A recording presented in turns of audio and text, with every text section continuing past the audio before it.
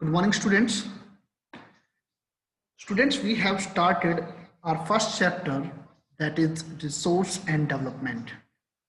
Already इसके हम 4 part कर चुके हैं and this is the 5th part. And in this part, we will discuss about the different type of soils. Means हम soil as a resource के बारे में डिस्कस कर चुके हैं, जहां पर हमने देखा था कि what are the different factors of the soil. इन सब चीजों के बारे में डिस्कस कर चुके हैं. आज जो हमें देखना है वो है क्लासिफिकेशन ऑफ द रिसोर्सेज, जहां पर हम डिस्कस करेंगे कि इंडिया में डिफरेंट जो सोइल्स हैं, क्लासिफिकेशन ऑफ द सोइल्स, इसको डिस्कस करेंगे. तो हम देखेंगे कि इंडिया में कहां पर किस प्रकार की डिफरेंट सोइल्स मिलती है. And at the last of the chapter, and you can see this video, we will discuss about the soil erosion and what are the different factors which affect our soil and how to conserve them. Last के अंदर हम ये discuss करें. So students, आज जो है वो हम इन सब टॉपिक को डिस्कस करने जा रहे हैं. तो चैप्टर का बिल्कुल एंड होगा ये, ठीक है, and it's very most important chapter. और नॉर्मली अगर मैं मैप के क्वेश्चन की बात करूंगा तो मैप का क्वेश्चन भी आपका क्लासिफिकेशन ऑफ द सोइल के रूप में ही आएगा. तो लेट्स सी द थिंग. तो देख लेते हैं. सबसे पहला अगर मैं क्लासिफिकेशन की बात करता हूं सोइल की, तो soils are classified on the basis of their color, their texture, it means बनावट, fertility and the mineral contents.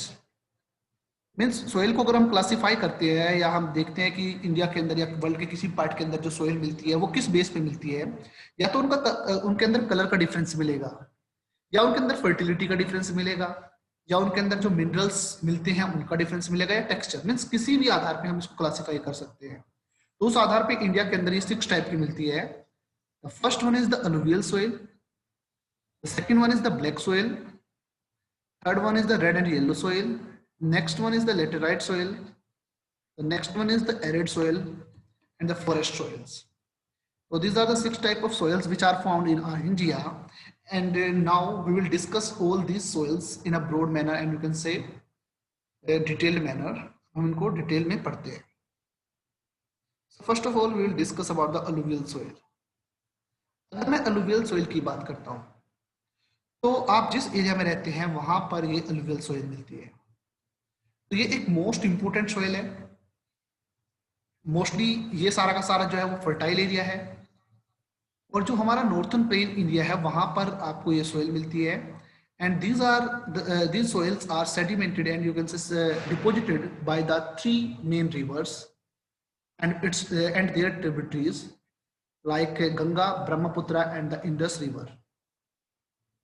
Near about हमारा टोटल जो लैंड एरिया है इंडिया का, उस लैंड एरिया में से 40% एरिया जो है वो इसी अलुवियल सोइल से भरा हुआ है. मीन्स उस अलुवियल सोइल का बना हुआ है. ठीक है, ये एक मोस्ट इंपोर्टेंट सोइल है एंड यू कैन से most fertile type of soil also. 40% word बोल रहा हूँ, इट मीन्स सबसे ज्यादा सोइल अगर हम बात करते हैं तो यही देखने को मिलेगा.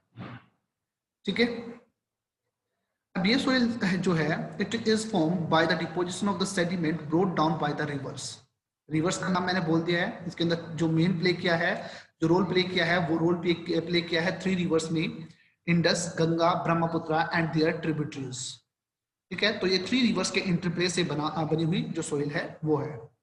जो हमारे इंडिया का नॉर्थन पार्ट है वो सारा का सारा इसके अंदर आता है.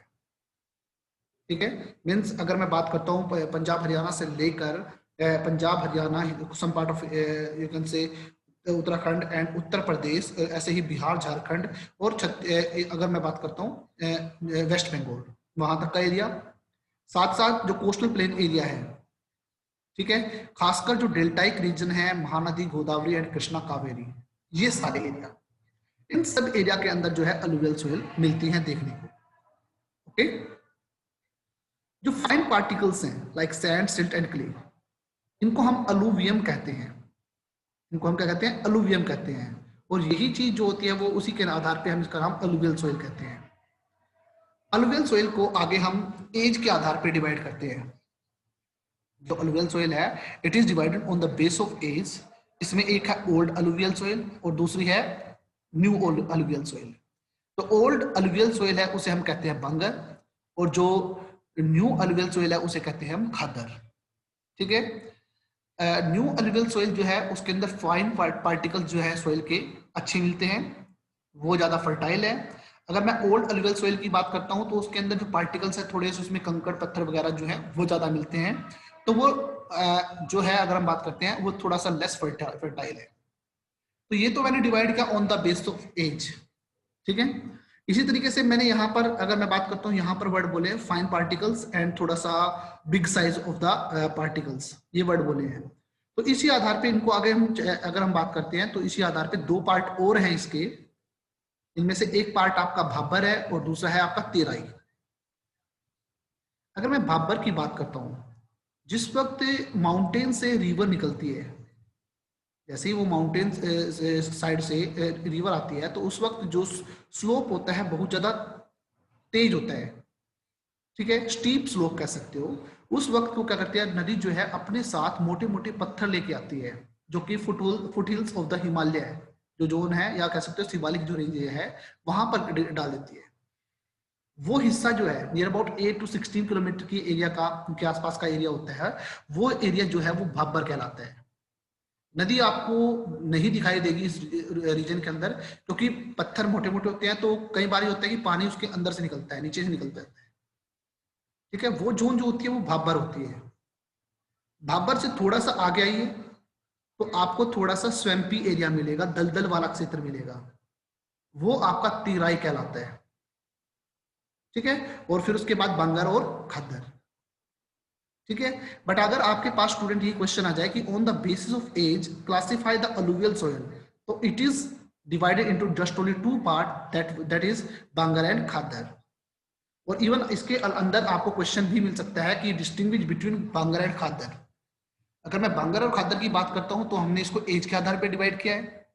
जो ओल्ड अलुवियल सॉइल है it is called bangar and the new alluvial soil it is khadar. अगर मैं खद्दर की बात करता हूं, it has fine particles of the sand, silt and clay.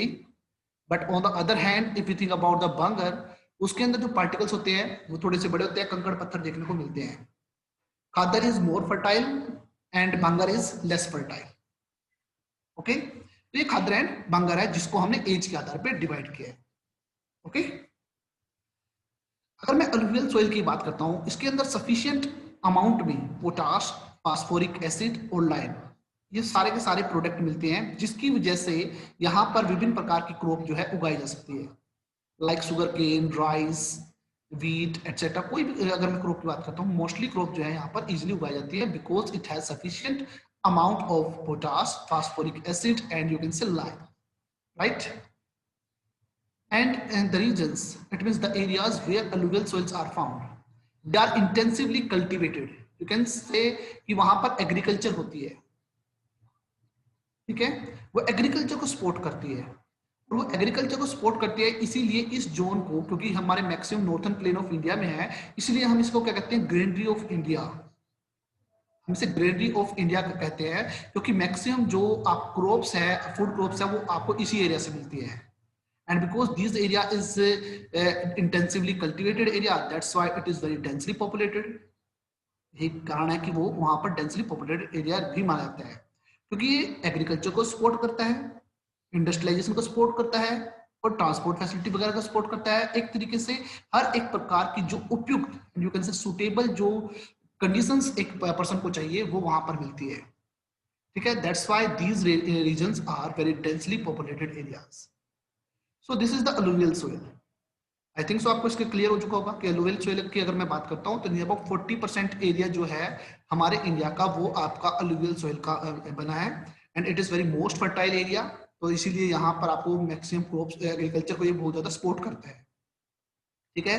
अगर मैं सोइल की बात करता हूँ, मेनली 3 मेजर रिवर्स के interplay and its their tributary also, उनके इंटरप्ले के माध्यम से ये बना है। इट मींस उनकी जो ट्रिब्यूटरी है और वो जो अपने साथ सेडिमेंट माउंटेन से लेकर आती है, उन्होंने उस एरिया में डिपॉजिट किया है, and this area is very fertile area, so it's support agriculture, right. So it's a widely spread soil also, इसे हम ये भी कह सकते हैं। तो आपके पास 1 मार्क्स क्वेश्चन आ सकता है कि which soil is widely spread in all over India, तो that is alluvial soil.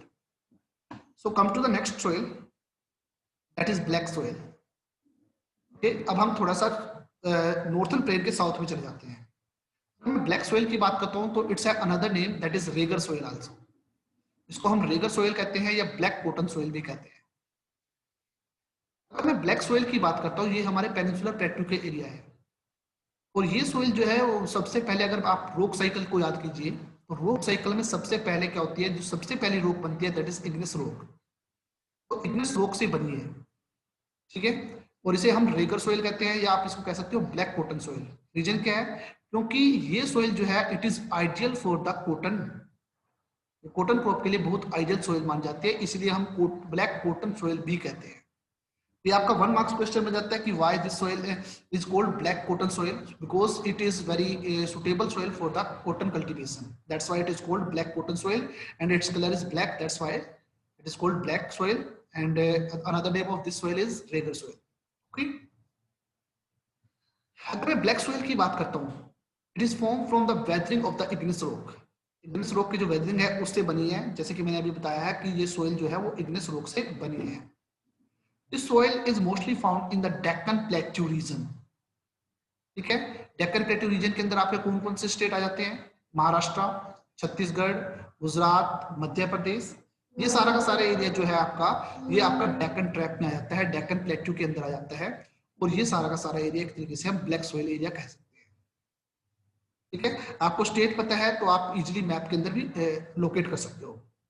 It is also found in some part of the Godavari and Krishna river valley also, जिसके अंदर वो कर्नाटका, आंध्र प्रदेश और तमिलनाडु के कुछ पार्ट को भी कवर करते हैं।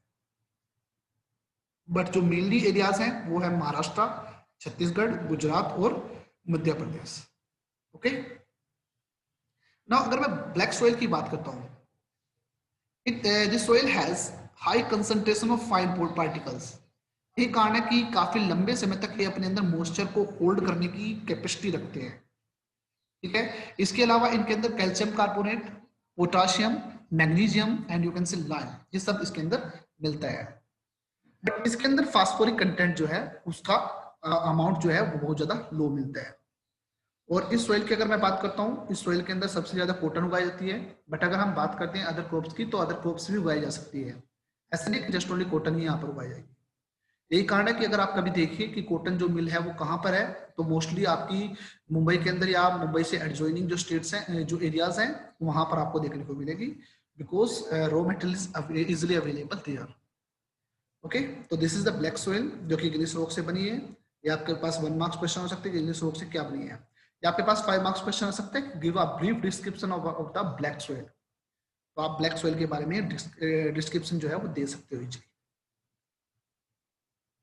Now let's come to the third soil, that is red and yellow soil.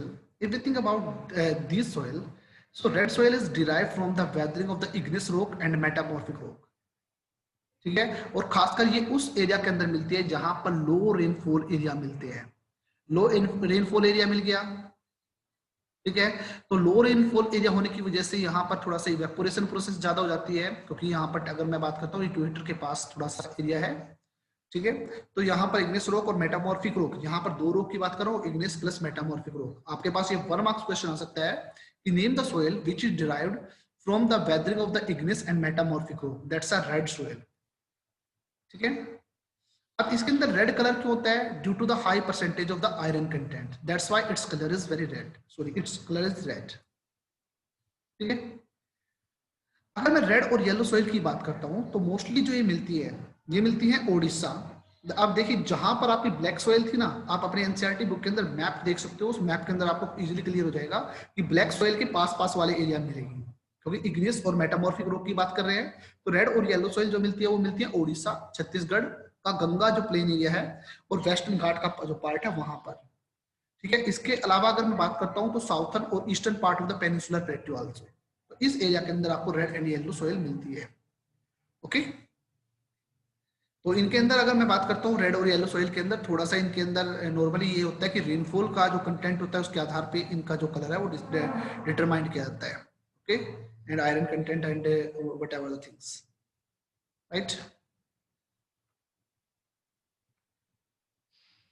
Next soil जो बनती है वो आपकी लेटेराइट सोइल बनती है। अगर मैं लेटेराइट सोइल की बात करता हूँ, so laterite word it has been derived from the Latin word. ये एक लैटिन वर्ड से मिलके बना है, इसका नाम है जो कि लेटर है इसका मतलब होता है ब्रिक। ब्रिक वर्ड आपको पता ही है, ईंट जो होती है वो ब्रिक वर्ड होता है वैसे, बट लेटराइट जो है it's a Latin word and it is derived from the later word which means brick. If we think about the laterite soil, it is widely spread areas with high temperature area and high rainfall area. अब अगर मैं red और yellow soil की बात करता हूँ, लो rainfall area में मिलती है, बट जहां पर हाई टेम्परेचर और हाई रेनफॉल है वहां पर लेटेराइट सोइल मिलती है। और लेटेराइट सोइल जो होती है वो लीचिंग प्रोसेस की वजह से क्रिएट हुई है। लीचिंग प्रोसेस आपको पता होनी चाहिए। अब लीचिंग प्रोसेस होती है वाटर इरोजन। अगर मैं बात करता हूँ वाटर इरोजन, कई बार क्या होता है जो वाटर होता है हाईली, क्योंकि हाईली जो रेनफॉल एरिया होते हैं वहां पर जो वाटर है वो क्या करता है, एक इरोजन करता है, जिसकी वजह से वो वहां के जो मेन न्यूट्रिएंट्स होते हैं या जो मेन माइक्रो ऑर्गेनिज्म होते हैं उनको क्या करता है, वो अपने साथ बहा कर ले जाता है। वो अपने साथ क्या करता है, अपने साथ बहा कर आगे ले जाता है। ठीक है। सेकंड थिंग, वहां पर हाई टेम्परेचर होता है, तो अगर जो कुछ बच गया तो वो उसकी वजह से मारा जाता है। इसीलिए इस सोइल को हम लेटेराइट सोइल कहते हैं, और it was caused due to leaching process. ठीक है। लीचिंग का भी आपका क्वेश्चन आ सकता है कि लीचिंग क्या होती है, तो it's a type of water erosion, right. Normally ये सोइल जो होती है, this soil is found mainly in Kerala, Karnataka, Tamil Nadu, Madhya Pradesh and the hilly region of the Odisha and Assam area. This soil is found in these areas. Because due to intensive leaching, the laterite soil generally lacks of fertility. इसके अंदर बहुत ज्यादा आप कह सकते हो fertility की कमी होती है। So it is low value of the crop production. That's why यहाँ पर क्रॉप प्रोडक्शन बहुत कम होती है। बट अगर प्रॉपर मैनर से यहाँ पर हम फर्टिलाइजर्स और इरिगेशन का यूज कर लें, आप कह सकते हो थोड़ा सा, अगर हम यहाँ पर इरिगेशन या मॉडर्न इनपुट्स का यूज कर ले, तो this soil is suitable for the plantation crops like T, coffee, rubber and coconut. इस सोइल के अंदर आप T, coffee, rubber and coconut जो है वो उगा सकते हो। नाउ लीचिंग का अगर हम डेफिनेशन देखते हैं, it is a process in which heavy rains wash away the fertile part of the soil. This is called leaching and it's a type of soil erosion. So अगर आप जहां पर leaching का वर्ड यूज किया गया है तो वहीं पर इस पॉइंट को लिख सकते हो, that will be very important. So this you can say this is the 5 marks question and you can take the screenshot also. The next is the forest soil. जब मैं forest soil की बात करता हूँ, generally this is found in the hilly region because that area is covered with forest. So hilly region का जो area है हम इसकी बात कर रहे हैं। इस टाइप की जो soils होती है मोस्टली हिमालयन जो regions है या वेस्टर्न घाट या ईस्टर्न घाट का जो hilly regions है, ठीक है, या some part of the peninsular plateau, तो जितना भी हिली रीजन है वो इस एरिया के अंदर आता है and these areas are mostly covered with forest. यहाँ पर जो सोइल होती है it is loamy and silty and in the valley side and coarse grain in the upper slope areas. Means अगर हम बात करते हैं थोड़ा सा खुरदरी टाइप में जो अपर स्लोप एरिया है, क्योंकि वहां पर आपको मिट्टी के परत बहुत कम मिलेगी। इस सोइल के अंदर ह्यूमस काफी मात्रा में होता है, बट पोटास, फास्फोरस और लाइम इसकी कमी होती है। तो फर्टिलिटी की अगर मैं बात करता हूं तो ज्यादा अधिक फर्टिलिटी नहीं होती। बट इस सोइल के अंदर अगर हम बात करते हैं, this soils is mostly suitable for the producing of the plantation crops like tea and coffee. यहाँ पर इनको उगाया जाता है। Okay, now come to the next, that is arid soil. If you will go in the western part of the country, you can say Rajasthan, where there is a rainfall of less than 50 centimeter annually rainfall, जो जहाँ पर 50 centimetre से कम होती है, वहां पर mostly आपको arid और सेमी एरिड रीजन देखने को मिलता है, और उस एरिया के अंदर जो सोइल मिलती है that is called arid soil. Soil की कलर की अगर मैं बात करता हूँ, रेड टू ब्राउन कलर, ये जो कलर है उसका मिलता है। And this soil is Sandy in texture and saline in nature. Means fertility बिल्कुल डिक्रीज होती है। अगर सैंडी इन टेक्सचर हो गया और सैलाइन इन नेचर हो गया तो इट मीन्स इसके अंदर आपको फर्टिलिटी अमाउंट बहुत ही कम मिलना है, राइट। इस सोइल के अंदर ह्यूमस और मॉइस्चर इन दोनों की कमी होती है। So the lower layer of the soil it is occupied the कंकर। रीजन क्या है? Because the increasing of the calcium content downwards, that's why इसके लोअर लेयर के अंदर आपको कंकर देखने को ज्यादा मिलती है। मोस्टली हमारे इंडिया के अंदर राजस्थान और उससे लगता हुआ जो पार्ट है, जैसे कि हरियाणा का वेस्टर्न पार्ट और पंजाब का भी थोड़ा सा साउथर्न पार्ट की बात कर लेते हैं, जो कि राजस्थान से लगता हुआ एरिया है, वहां पर आपको इस प्रकार की सोइल मिलती है। और रन ऑफ कच्छ इन गुजरात, ठीक है, वहां तक ये एरिया फैला हुआ है, ठीक है। जो डेजर्ट सोयल है it has sand near about 90 to 95%, और क्ले जो परसेंटेज है वो 5% to 10% मिला जाता है। तो normally this soil is not suitable for the cultivation and you can से एग्रीकल्चर, ठीक है। मेनली जो यहाँ पर मिलती है तो कटीली झाड़ियाँ या ये सब चीजें देखने को मिलती है, ठीक है। तो यहाँ पर जो मैक्सिमम जो पीपल हैं they live as a nomadic life जीना पसंद करते हैं। बट जो एरिया थोड़ा सा फर्टाइल एरिया है, उस फर्टाइल एरिया के अंदर एग्रीकल्चर भी की जा सकती है। ओके स्टूडेंट्स, आज के टॉपिक में बस इतना ही। कल के टॉपिक में हम soil erosion and the soil conservation के बारे में डिस्कस करेंगे। So students, if you have any doubt you can ask me, and I think everything is clear to all of you. So I'll see you in the next video. Thank you. Have a nice day.